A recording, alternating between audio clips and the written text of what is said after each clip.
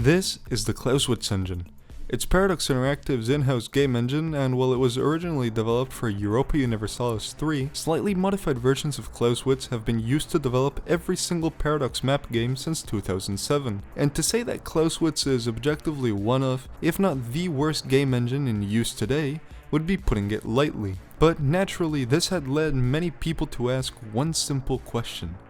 Why is Clausewitz so goddamn bad? Well, according to my research, Clausewitz was built from the ground up to make map games, which is astonishing because Clausewitz fucking sucks at actually running map games. But this isn't entirely the engine's fault. Unlike contemporary game engines like Unity or Unreal that tend to use as many CPU cores as you can throw at them, Clausewitz is a bit special in that it only uses a singular CPU core to run your entire map game. And this is pretty much the biggest and really only reason that Clausewitz sucks ass. And while I could end the video here, since that really is the answer as to why Clausewitz bad, I spent way too much time doing research about the engine. So I will now go on to explain why in the fuck Clausewitz only uses a single core instead of multiple cores. But before we get into why Clausewitz only uses one CPU core to run an entire map simulation, we first need to understand a little bit of computer engineering. Specifically, CPU engineering. Now, multi-core CPUs, like the one in your computer, are designed to use all of their cores in parallel to complete whatever task you throw at them, because by doing this, your processor can do its job more efficiently by evenly spreading the load between all the cores. So when the Clausewitz engine rocks up and tells your CPU to only use one of those precious cores, it ain't gonna be a great time, because unlike multi-core performance that has seen exponential increases whenever a new processor is released, single-core performance has mostly stayed stagnant since the 2010s due to problems with efficiency, heat, and power consumption. And logically, this brings us to this video's most important question. If using multiple cores is better, why does Clausewitz only use one? And fortunately for us, the answer to this question is very simple. Clausewitz is a very old game engine that was originally made in 2007. And fun fact about 2007, most computers back then used a single or dual core processor, which means that Clausewitz was developed to only use a single core because back then, that was standard.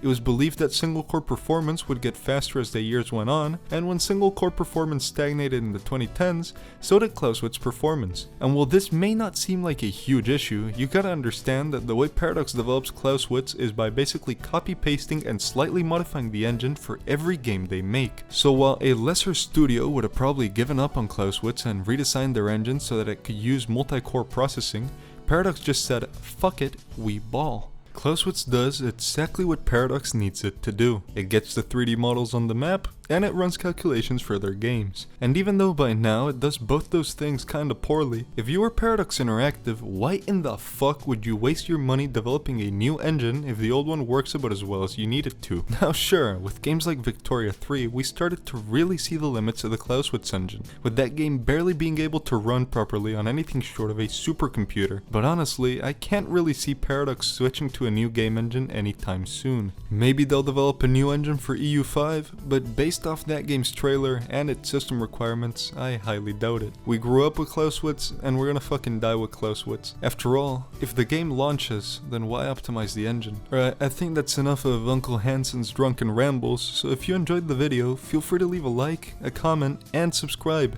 and maybe even consider sharing the video as it really helps out the channel. Remember to always drink and drive, and I will see you all on the next one. Roll the Haruher.